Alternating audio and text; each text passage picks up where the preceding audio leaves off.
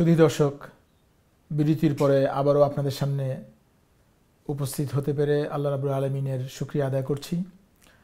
আমরা আলোচনা করছিলাম যে ওয়াহি অর্থাৎ আল্লাহ রাব্বুল আলামিনের পক্ষ থেকে মানুষের সাথে কিভাবে কমিউনিকেট করা হয়েছে এবং কিভাবে আল্লাহ রাব্বুল আলামিন মানুষের কাছে তার বাণীকে পৌঁছে দিয়েছেন, সেটি কি কি পদ্ধতিতে এসেছে এবং কিভাবে এসেছে এগুলো আমরা জানব।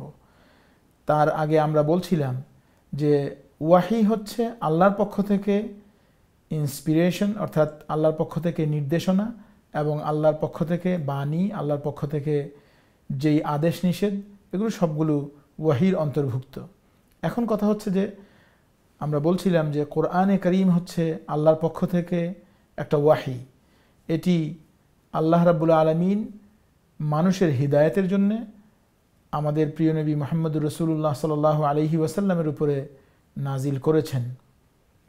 এখন এখানে অনেকেই প্রথম থেকে কোরআন নাজিলের শুরু থেকে আজ পর্যন্ত যে কোরআন ওয়াহি কিনা, অর্থাৎ কোরআন কি আল্লাহর পক্ষ থেকে নাজিলকৃত নাকি এটি মুহাম্মদুর রাসূলুল্লাহ সাল্লাল্লাহু আলাইহি ওয়াসাল্লামের বানানো বা এটি অন্য কোনো সূত্র থেকে এটিকে নেওয়া হয়েছে, এই বিষয়ে বিভিন্ন প্রশ্ন তুলেছেন।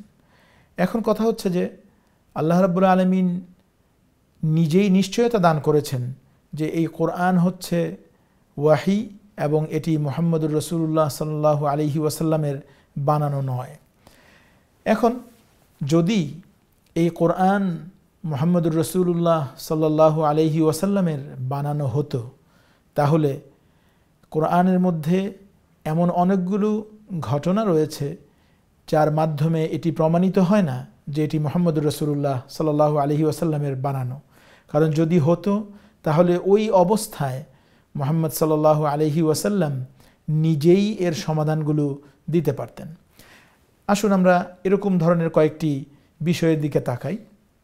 প্রথম হচ্ছে যে মদিনায় আমাদের প্রিয় নবী মুহাম্মদুর রাসূলুল্লাহ সাল্লাল্লাহু আলাইহি ওয়াসাল্লামের স্ত্রী আয়েশা রাদিয়াল্লাহু তাআলা আনহাকে একটি অপবাদ দেয়া হয়েছিল, যেটাকে আরবিতে হাদিসাতুল ইফক বলা হয়। অর্থাৎ যারা এই ঘটনার মাধ্যমে মুহাম্মদুর রাসূলুল্লাহ সাল্লাল্লাহু আলাইহি ওয়াসাল্লামের স্ত্রী আয়েশা রাদিয়াল্লাহু তাআলা আনহা, উম্মুল মুমিনিন আয়েশা রাদিয়াল্লাহু তাআলা আনহাকে যৌন সম্পৃক্ততার সাথে অবৈধভাবে জড়িত, নাউযুবিল্লাহ, এই অপবাদ দিয়েছিল, তাদেরকে কিভাবে আল্লাহ রাব্বুল আলামিন তার পবিত্র কোরআনের মধ্যে এই ঘটনাটা উল্লেখ করেছেন।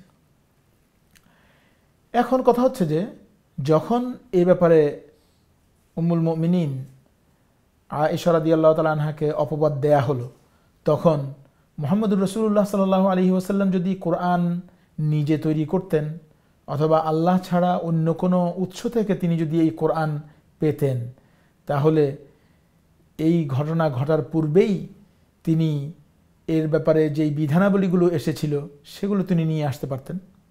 কিন্তু দেখা গেছে যে যখন এই ঘটনা সংঘটিত হলো, আল্লাহ রসুল তার প্রিয়তমা স্ত্রীকে বললেন যে আল্লাহ রাব্বুল আলামিন অচিরেই এই ব্যাপারে কোনো নির্দেশনা দিবেন এবং এটির আসল যেই ঘটনা বা আসল এর সত্য উদ্ঘাটন করবেন।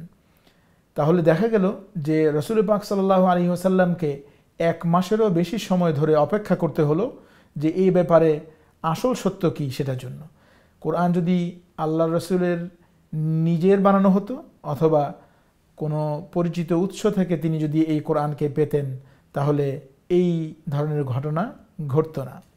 এর পাশাপাশি আমরা দেখতে পারি যে তাবুকের যুদ্ধে যখন আল্লাহ রসুল তার প্রিয় সাহাবীদেরকে প্রস্তুত হতে বললেন, তখন দেখা গেল যে কিছু সংখ্যক মুনাফিক যারা বিভিন্ন অজুহাতে এই জেহাদে অংশগ্রহণ করেনি, আবার এর মধ্যে কিছু সহিহ ভালো ঈমানদার ব্যক্তি এবং যারা মুনাফিক নয়, তারাও এই যুদ্ধের মধ্যে নিজেদের বিভিন্ন কারণে নিজেদের অলসতার কারণে অংশগ্রহণ করেননি। কিন্তু আল্লাহ রসুল যখন তাবুক যুদ্ধ থেকে প্রত্যাবর্তন করলেন, তখন দেখা গেল যে এই যারা মুনাফিকরা এই যুদ্ধে অংশগ্রহণ করেনি, তারা এসে আল্লাহ রাসূলের কাছে মিথ্যা গল্প সাজিয়ে, তাদের মন গড়া কথা সাজিয়ে তার কাছে বিভিন্ন ধরনের অজুহাত পেশ করলো যে কেন তারা যায়নি। তিনি তাদের এই অজুহাতগুলোকে কবুল করলেন এবং বিশ্বাস করলেন। যদি আল্লাহ রাসূল যদি কোরআনের ওয়াহি যদি তার কাছে না আসতো, তাহলে তারা যে মিথ্যা কথা বলেছে এটি তিনি জানতে পারতেন না। তাহলে বোঝা গেল যে কোরআন তার নিজের বানানো নয়। এরপরে হয়েছে আরও একটি ঘটনার দিকে যদি আমরা তাকাই, যে বদরের যুদ্ধে, ইসলামের প্রথম যুদ্ধ বদরের যুদ্ধে মুসলমানরা যখন বিজয় লাভ করলো, বিজয় লাভ করার পরে 70 জনেরও অধিক যুদ্ধবন্দী মুসলমানদের সামনে এসেছে। মুসলমানরা 70 জনের অধিক কাফিরদেরকে যুদ্ধবন্দী হিসেবে পেয়েছেন। এখন এই বন্দীদের সাথে কি আচরণ করা হবে, এই আচরণ করার ব্যাপারে, অর্থাৎ তাদের সাথে স্ট্র্যাটেজিটা কি হবে, এটার ব্যাপারে সাহাবায়ে কেরামের সাথে যখন পরামর্শ করার প্রেক্ষিতে সাহাবায়ে কেরাম বিভিন্ন পরামর্শ দিলেন। ওমর রাদিয়াল্লাহু তাআলা বললেন যে তাদেরকে হত্যা করা হোক, যেহেতু তারা ক্রিমিনাল, ওয়ার ক্রাইম করেছে, যুদ্ধ অপরাধ করেছে, সেজন্য এটা করা হোক। আবু বকর রাদিয়াল্লাহু তাআলা বললেন যে না, তাদেরকে মুক্তিপণ নিয়ে তাদেরকে ছেড়ে দেয়া হোক। আল্লাহর নবী যেহেতু তিনি রাহমাতুল লিল আলামিন, তিনি আবু বকর রাদিয়াল্লাহু তাআলা আনহুর এই মতামতকে গ্রহণ করলেন। কিন্তু আল্লাহ রাব্বুল আলামিন পরবর্তীতে ওয়াহি নাজিল করলেন যে এই কাজকে তিনি এভাবে দেখিয়েছেন যে ওমর রাদিয়াল্লাহু তাআলা আনহু যে পরামর্শ দিয়েছেন সেটি সঠিক ছিল। আবু বকর রাদিয়াল্লাহু তাআলা আনহু যেই পরামর্শ দিয়েছেন সেই পরামর্শের কারণে বলা হয়েছে যে মুসলমানরা অর্থের দিকে তাদের ধ্যান এবং তাদের ধারণা এবং অর্থের দিকে তাদের মন চলে গিয়েছে। সুতরাং তিনি যদি ওয়াহি ছাড়া অন্য কিছু হতো তাহলে ঘটনাটা এরকম হতো না। প্রিয় দর্শক, তাহলে আমরা বুঝতে পারলাম যে এই ঘটনাগুলো থেকে সুস্পষ্টভাবে প্রমাণিত হচ্ছে যে আল্লাহ রাব্বুল আলামিনের পক্ষ থেকে ওয়াহি এসেছিল। আরও একটি আয়াতের মাধ্যমে যেটিতে সুস্পষ্টভাবে আল্লাহ রাব্বুল আলামিন প্রমাণ করেছেন যে এটি আসলে মুহাম্মদ সাল্লাল্লাহু আলাইহি সাল্লামের বানানো নয়। সূরা ইউনূসের মধ্যে আল্লাহ রাব্বুল আলামিন বলছেন, ওয়া ইযা তুতলা আলাইহিম আয়াতুনা বায়্যিনাতিন قال الذين لا يرجون لقاء نأتي بقرآن غير هذا أو بدله قل ما يكون لي أن أبدله من تلقاء نفسي إن أتبعه إلا ما يوحى إلي وما أنا إلا نذير مبين।